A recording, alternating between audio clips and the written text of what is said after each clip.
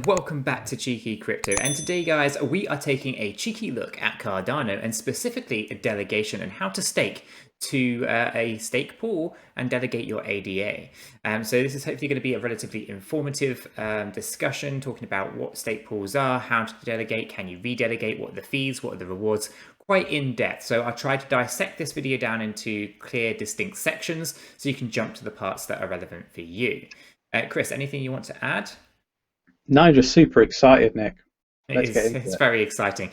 So as always, if you find it useful, informative, do go ahead and smash that like button. Chris really does appreciate it.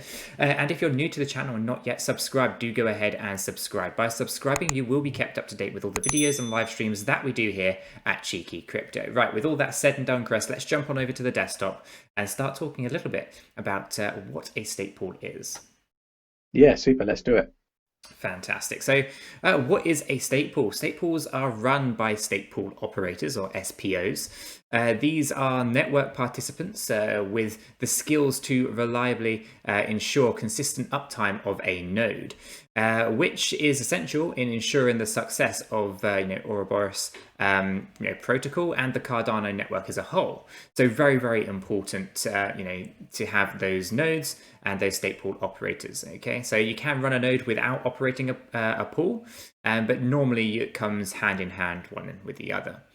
So the protocol basically uses a mechanism to select a leader for each slot, who will be expected to create the next block in the chain. The chance of a stake pool node being selected as slot leader increases proportionately to the amount of stake delegated to that node. Each time a stake pool node is selected as a slot leader, to successfully create a block, okay, it receives a reward for that creation. That block creation as well, which is shared with the pool participants to the amount each member has delegated. So stake pool operators can deduct their running costs from the awarded ADA or ADA, as well as specific profit margins for providing the service. And we're going to talk a little bit about all of those kind of rewards and those fees as we get through this video, Chris. But fundamentally, stake pools are, in essence, they go hand in hand with nodes. It's rare that you would find a node without a stake pool, but you would find potentially a relay node rather than just a block producing node. There's basically, in essence, one or two relay nodes per block producing node. And ultimately, for every block producing node, you would expect there to be a pool. At least there is with the variation of K, which is obviously changing the dynamic of the amount of ADA that should be delegated to one single pool. So quite complex, but let's get into a little bit more detail, Chris. So can you redelegate your stake to another pool? And the short answer to this is yes, you can. So delegated stake can be redelegated to another pool at any time. Redelegation or redelegated stake will remain in the current pool until the epoch after the next. So, and that's basically from the point of the redelegation. After which your delegation preferences will be updated on the chain and your stake moved to the new stake pool. Okay, so rewards are distributed from end of each epoch, and so you'll continue to receive rewards from your original stake pool for 2 epochs before your new delegation preferences are applied. So there is something that I'll try to dig out later, Chris, where we take a look at the, how do I put it? It's the process flow of how you actually earn rewards. There is a bit of a lag and a bit of a delay. Okay, so you won't necessarily get rewards from straight away once you've delegated. You have to wait a period of time, and those rewards actually represent when you first delegated and so forth. So we'll get into that later. So hopefully that's all making sense so far. And can you delegate to multiple stake pools? And in Uri, it is possible to delegate to multiple pools using a single wallet, but not in Deadlist. And to delegate to multiple pools in Deadlist, you would need to create a separate wallet, or create multiple separate wallets. To stake associated with each wallet can then be delegated to specific stake pools. It's worth noting that multiple pool delegation using the single wallet will not be supported on the mainnet. Okay, so ultimately, bad practice, wouldn't really recommend it. just stick to one pool. And we can get into why that might be when we start breaking down each of those pools and trying to figure out the best ways of actually working forward, because sometimes it can be confusing when you look at all of the breakdowns of percentages here and fees there and so forth. So what is the stake pool performance? So the performance metric is an indicator, okay, and it basically indicates how well a stake pool is performing. Considering that the slot leader elected process is private, it is only possible to estimate how often the stake pool should be elected based on the number of actual produced blocks. So a pool can be nominated more often than expected based on its stake. For example, if a pool only produces half the number of blocks that it was nominated for, its performance rating is 50%. This could happen because the pool has poor network connection or has been turned off by its operator, right? So absolutely very crucial that you're staking and delegating to a pool, Chris, that basically has significant performance, has a good rating, and has uptime and consistency. So performance ratings make more sense over a longer period of time. So if you're a long-term investor and wanting to earn a passive income with your ADA, then absolutely look at the performance. It's a key metric. And if a pool has not yet been selected to produce a block in its current epoch, the performance rating will be 0. Even if it is likely to produce blocks later in the epoch, performance ratings over 100% are possible if a pool creates more blocks than it was nominated to produce. And okay, you can get into quite complex equations there. But in Delegate and 𝗬𝗓, performance contributes to a stake pool's rating. Okay, so we'll get into that when we start looking at the actual breakdown of some of the examples in the 𝗬𝗓 wallet. We'll have a look at that and see what we can see. So what is stake pool saturation? This is another key metric, Chris, and basically stake saturation is a term used to indicate that a pool, a particular stake pool, has more stake delegated to it than is ideal for the network. And once a pool reaches that point of saturation, it will diminish the rewards. Okay, so once you get above, I think it's 64 million, anything above that actually then means you're getting less rewards and it is not optimized for reward giving. So therefore, if you're delegated to a pool, let's say has 100 million delegated, that's not a good idea. You want to potentially move that delegation to a pool that is under that saturation point. And we'll get into more of that later. But basically, the saturation mechanism was designed to prevent centralization by encouraging delegators and to basically delegate to different stake pools, the operators to set up alternative pools so that they can continue earning maximum rewards. Saturation, therefore, exists to preserve the interest of both ADA holders delegating their stake and stake pool operators. It's kind of it's a strange concept, but actually makes very, very good logical sense. The goal is to avoid any single pool becoming too large, therefore de-incentivizing delegation to other pools and receiving a disproportionate amount of rewards. The health of the network is partly determined by having a high number of active stake pools with a balanced amount of stake delegated to them. The more numerous and geographically diverse the network pools, the better. So each stake pool's saturation percentage is shown within the deadliest stake pool selection menu. So we can get into that as well. So very important, that saturation point is one of the key things to be paying attention to, because you're going to want to monitor the stake pools as well over time and make sure that you're not getting diminished returns. So what is the desirability, right? What is a stake pool's desirability? Desirability measure, it measures how desirable a stake pool is to an ADA holder seeking to delegate their stake. It is influenced by a number of factors, including a stake pool's margin, the fee, the performance, the total rewards available in the current epoch, and the saturation percentage, and contributes to determining a stake pool's ranking. Okay, so very, very quite complex equations there, taking into account many variables that will ultimately prove whether or not the stake pool that you're looking at is desirable. And how are stake pools ranked, right? You might be thinking, well, stake pools are ranked mainly through the combination of their desirability and their performance, in addition to other factors. So ultimately, if they they basically have 100% or plus 100% performance, as in they're minting every block that they're allocated, and they're minting additional blocks that they're not being allocated because other nodes are unable to mint them, then ultimately that's going to be one of the key things to look for. But also, how is the saturation, how is the fee, how is the margin? All of those things combined help increase a pool's rank. And should you choose a state pool, and how should you choose one? So, 𝗕𝗘𝗪 Daedalus features a list of all participating state pools directly in the UI, while 𝗬𝗓 shows the same information via, a blockchain explorer. These pools are ranked and color-coded to help stakeholders make the best decisions about their about where to delegate their stake. And how much money you might be thinking will you be able to make? And well, there are calculators we can get into that kind of show just the kind of level of percentages and stuff that you can expect to receive, right? So here's a calculator. This is exactly on the 𝗕𝗘𝗪𝗔𝗥𝗘 website, so you can check this out. But basically, you can go in here and say, okay, my ADA, let's say I have 10,000 ADA.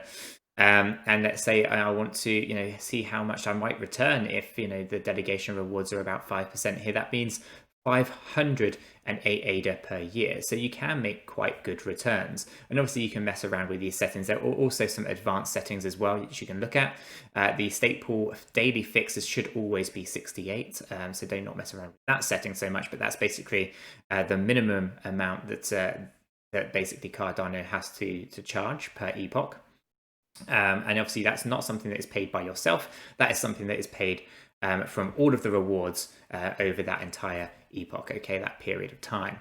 But you can mess around with these settings and really work out exactly how much ADA you might be looking at receiving, depending on, various different elements. So you can obviously tweak those and make those adjustments if needed. So yeah, you can earn quite significantly depending on your amount of ADA that you have. And it's a good idea to look at some of those calculators and just figure that out. So that gives you an idea of how much you might earn in rewards. It's important to note that the calculators produce only reward estimates and shouldn't be considered as a definitive and a guarantee. And because there are certain things that will fluctuate, obviously, uptime, block production, and all those various different things.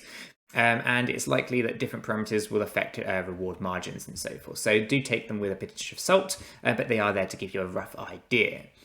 So what wallets you might be thinking should you be using? So obviously we've spoken about the Daedalus and the 𝗬𝗓 wallets for basically supporting delegation within the 𝗕𝗘𝗪 era, and you can download those. And obviously there are many different integrations with Chrome or whatever, right?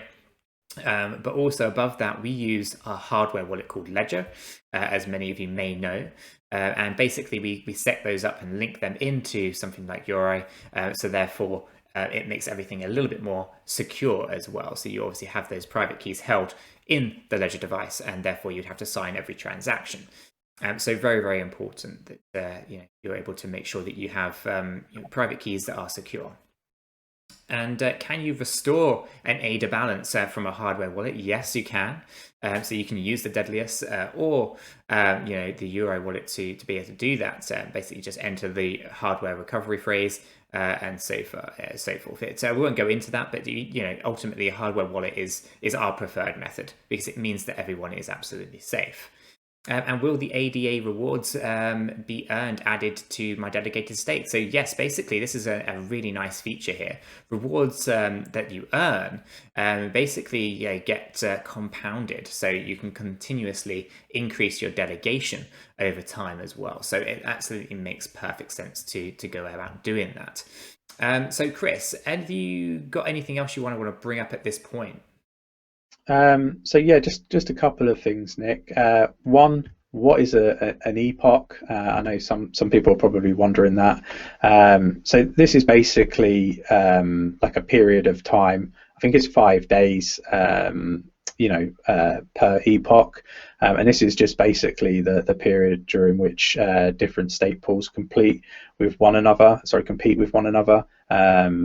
To earn the delegate, the leader's delegation slot, basically.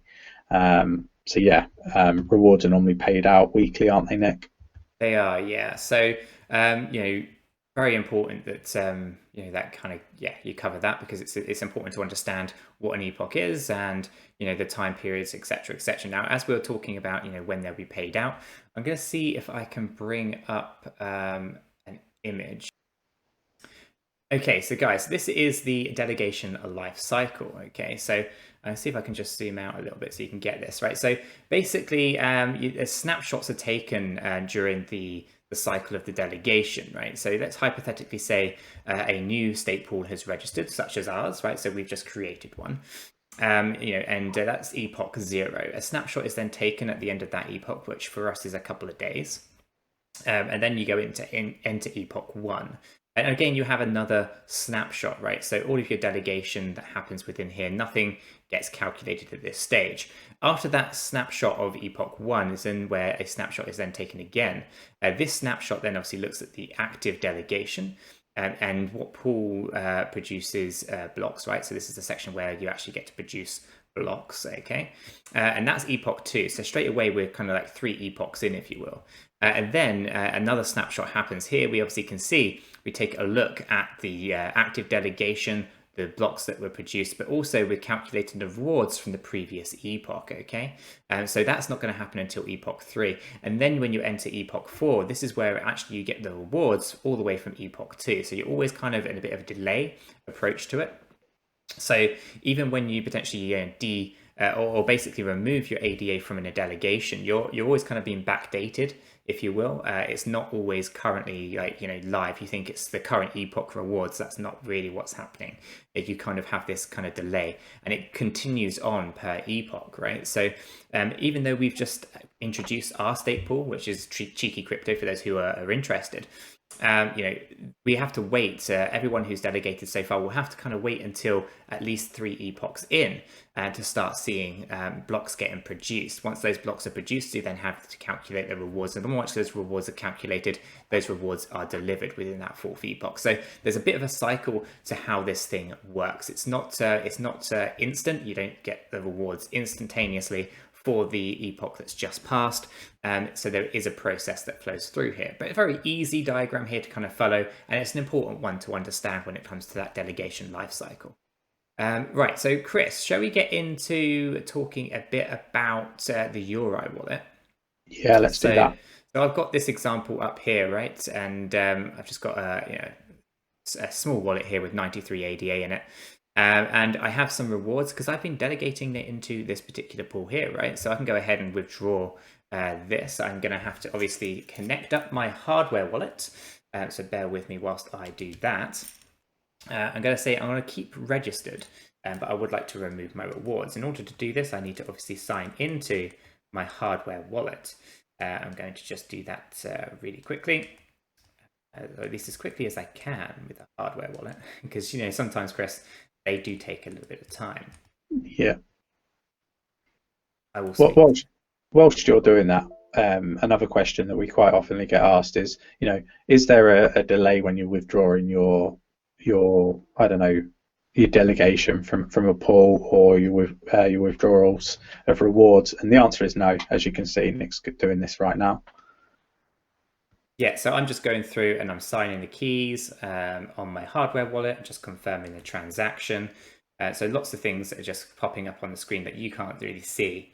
But basically, I'm just confirming everything on the hardware wallet, withdrawing those rewards, confirming the transaction, paying the tiny little ADA fee, and then that's going to be coming on through. So that might take a little bit of time just to kind of complete that, but it won't take a moment to actually, added to my balance. And now if I were to come back over to my dashboard, the rewards will be withdrawn and all that's in process.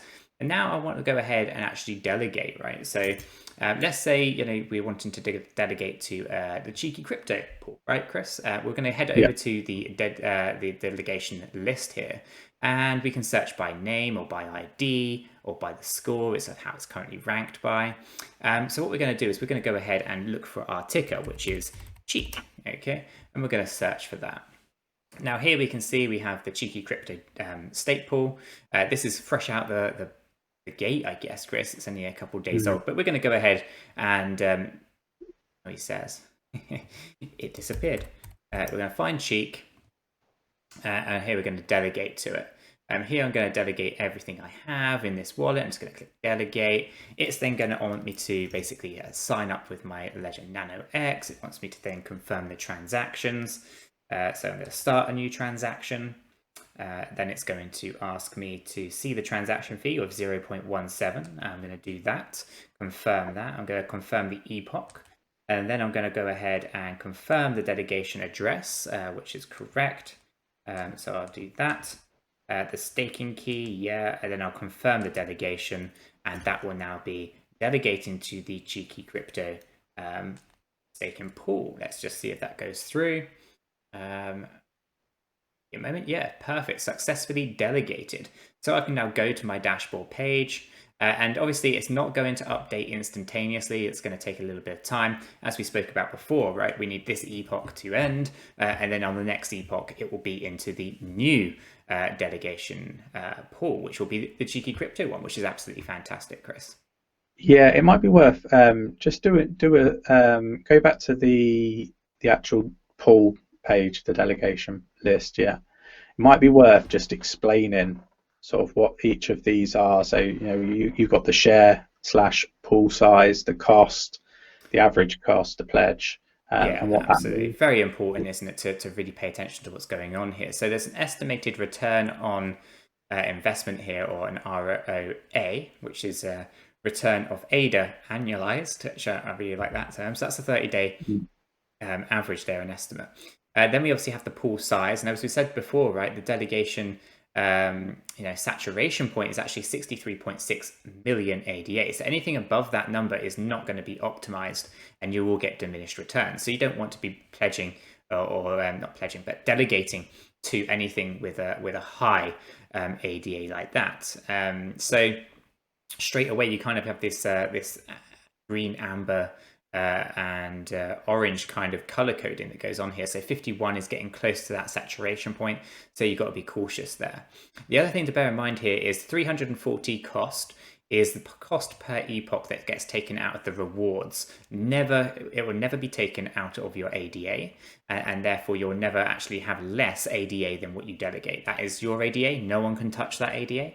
And that stays inside your wallet. It never leaves your wallet, okay? So that's completely safe. And the 340 ADA cost comes out of the rewards, and that gets paid to the stake pool operator for infrastructure, such as server costs, etc., right?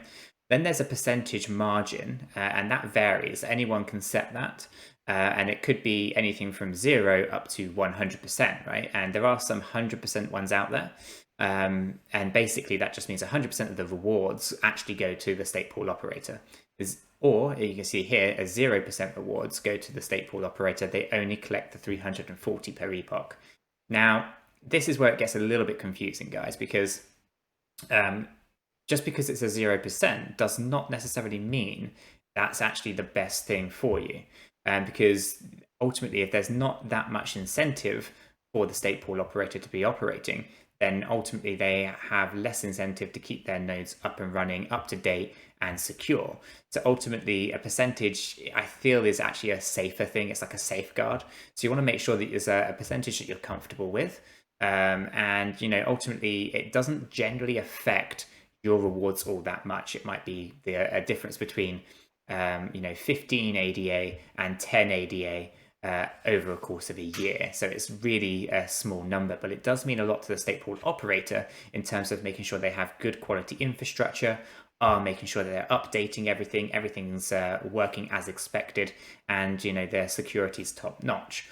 When it comes to 0%, there is that thing where they're not necessarily as incentivized to perform as well. And obviously with that 340 ADA, you'll find that most people have that. It cannot be any lower. That's a fixed fee from Cardano. So you cannot make that any lower. It's always going to be 340.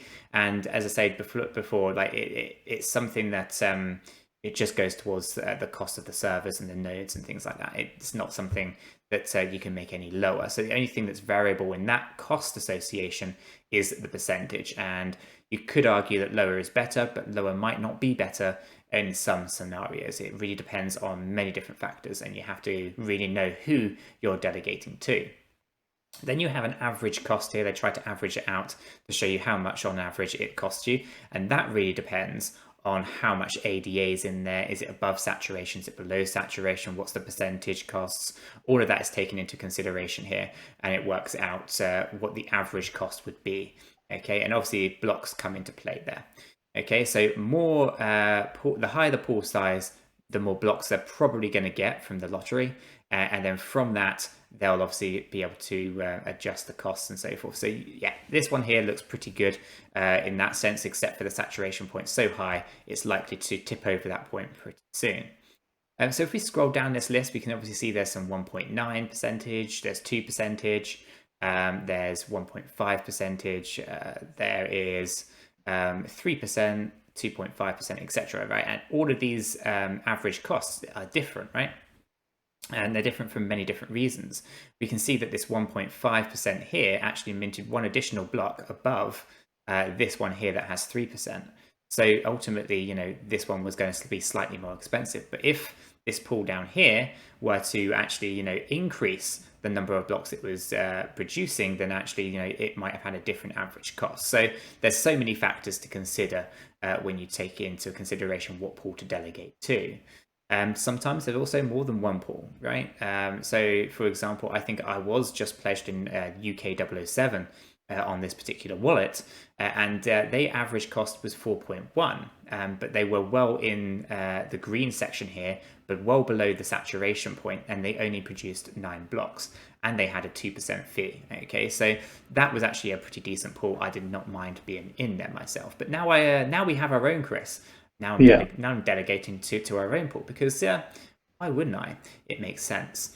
I was going to say, questions? I was going to say, obviously, you've got the. If you scroll up a little bit, because I can't see the header. So the pledge.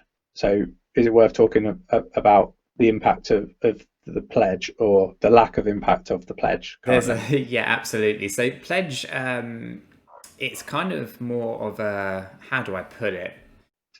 Ego. It's an ego thing, right? So pledge actually has very limited impact on, I guess, how many blocks you mint. And here's a good example of it, right? So we can have 100k pledge down here, minted 6 blocks. 100k pledge here, minted 16 blocks.